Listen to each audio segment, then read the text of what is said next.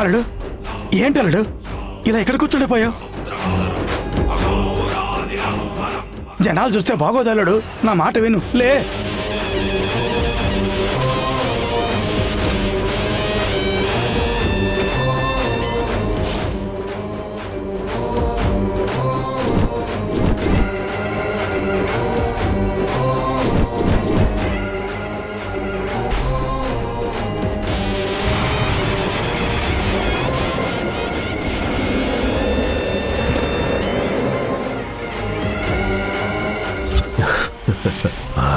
అదే ముక్కెరని అమ్మవారి నుంచి దూరం చెయ్యాల్సింది. నా శక్తిని అడ్డుకుంటుంది ఆ ముక్కెరే. ఆ భవానీని, ఈ ఊరిని సర్వనాశనం చెయ్యాలంటే ఆ ముక్కెరనే దూరం చెయ్యాల్సిందే. అల్లుడు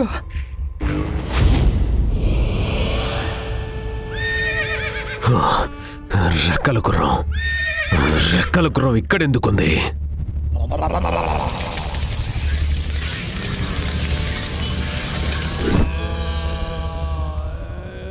అల్లుడు అల్లుడు అది 200 ఏళ్ల క్రితం గోదావరి తవ్వకాల్లో దొరికిన వస్తువులని ఇక్కడే భద్రపరిచినట్టు చెబుతూ ఉంటారు. ఆ ముక్కెర కూడా భవానీకి గోదాట్లోనే దొరికిందట. వెళ్ళు.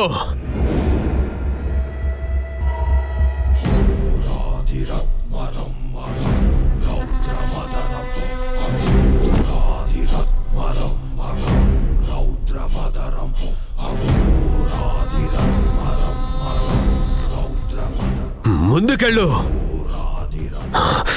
లోపలే ఉందో నేను చూడాలి. వెళ్ళు వెళ్ళు. అల్లుడు అల్లుడు ఏమైంది అల్లుడు? వెళ్ళు వెళ్ళు.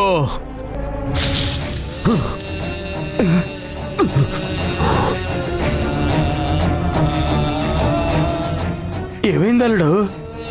గర్భగృహం వైపు ఎడమ ప్రాకారం గుండా వెళ్తే అక్కడొక రెక్కల గుర్రం మీద ఏదో రాసుంది. దాని నుండి ముందుకెళ్తే నాగబంధనాలతో ఒక ముఖద్వారం ఉంది. అక్కడే అక్కడే అక్కడే ఏదో శక్తి నన్ను లోపలికి వెళ్లకుండా ఆపేస్తుంది. అక్కడే ఏదో ఉంది మావా. అక్కడే ఉంది అల్లుడు. లేదు, అక్కడ ఏదో ఉంది. అక్కడే ఉండదు అల్లుడు. లేదు, అక్కడేదో శక్తి ఉంది. మన కంటికి కనిపించని అతీత శక్తి ఏదో అక్కడుంది. ఆ మర్మమేంటో నాకు తెలియాలి.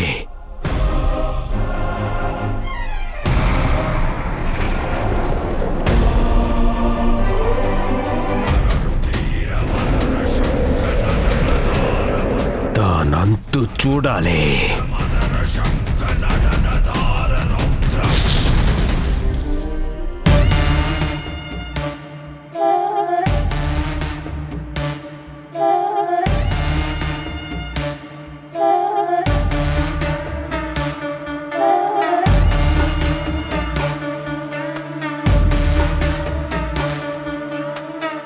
చరిత్రలో మర్చిపోలేని యుద్ధాలన్నీ ఈ భూమి కోసమే జరిగాయి. నిజానికి అది యుద్ధం కాదు, మత్తు. భూమిపైన ఆధిపత్యమనే అధికారం మత్తు. ఆ అధికారాన్ని మా తాత ముత్తాతలు కాపాడి మా నాన్నకిస్తే ఆయన ఆ అధికారాన్ని ఎందుకు పనికిరాని ఈ అలగా జనానికి ధారాదత్తం చేశాడు. ఎన్ని ఎకరాలు సార్? 1 కాదు 2 కాదు 3000 ఎకరాలు. 3000 ఎకరాలా? మొత్తానికి రాజుని రారాజుని నేనే. మా నాన్న బతికున్నప్పుడు ఈ భూమిని లాక్కోవడానికి అడ్డుపడేవాడు. ఇప్పుడు ఆయనే లేడు. ఇక ఈ భూమిని దక్కించుకోవడానికి ఎన్ని ప్రాణాలైనా బలి చేస్తా.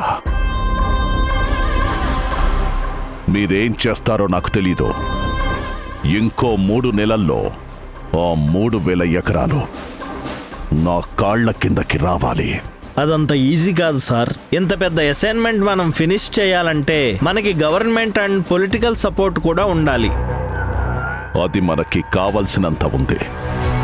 ఎలాంటి సపోర్ట్ కావాలన్నా పొలిటికల్ ఎంపరర్ అయినా నా చెల్లెలు ఛాయాదేవి చూసుకుంటుంది. ఏంటి సార్ మీరనేది? మినిస్టర్ ఛాయాదేవి గారా? ఈ ఊరికి వస్తున్నారా? ఎప్పుడు సార్? వచ్చే వారమే వస్తుంది. నాకు మిగిలిన 3000 ఎకరాల్లో 1500 ఎకరాలు ఎదురు కట్నం ఇచ్చి మరి నా చిన్న కొడుకుని నా చెల్లెలు కూతురికిచ్చి పెళ్లి చేస్తున్నాను. అప్పుడు వాడు నా చెల్లికి అల్లుడవుతాడు. మీరంతా ఆ పని మీద ఉండండి. అలాగే సార్.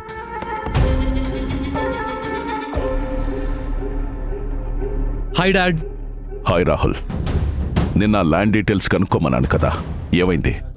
లేదు dad, I have some other work. ఆ పనుల్లో బిజీగా ఉండిపోయాను. నిన్ను అందరికంటే ముందుగా ఇక్కడికి పంపింది ఆ ల్యాండ్ డీటెయిల్స్ కనుక్కోమనే. అంతేకాని అది వదిలేసి నీ పనుల్లో తిరుగుతావని కాదరా. Sorry dad. అయినా నాకు తెలియకుండా నీకు ఈ ఊళ్ళో వేరే పనులే ఉన్నాయిరా. ఆ ల్యాండ్ మ్యాటర్ ఎంత ఇంపార్టెంటో తెలుసా నీకు? Cool dad, cool.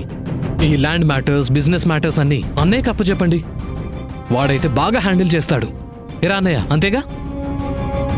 నాకవన్నీ సెట్ అవ్వవు డాడ్. అయితే ఇప్పుడేమంటావురా? నేనేమన్నాను డాడ్, ఏదో మీరు వచ్చారని జస్ట్ విష్ చేద్దామని వచ్చా. మీరేమో యాంగ్రీ యంగ్ మ్యాన్లా ఫైర్ అయిపోతున్నారు. Chill dad. ఏంటమ్మా, నాన్నెప్పుడు ఇలా కోపంగానే ఉంటారా? ఇలా అయితే తొందరగా మీ ఆయన ముసలాడైపోతాడని చెప్పు. రే ఆపరా, మళ్ళీ మీ నాన్నకి కోపం వస్తుంది.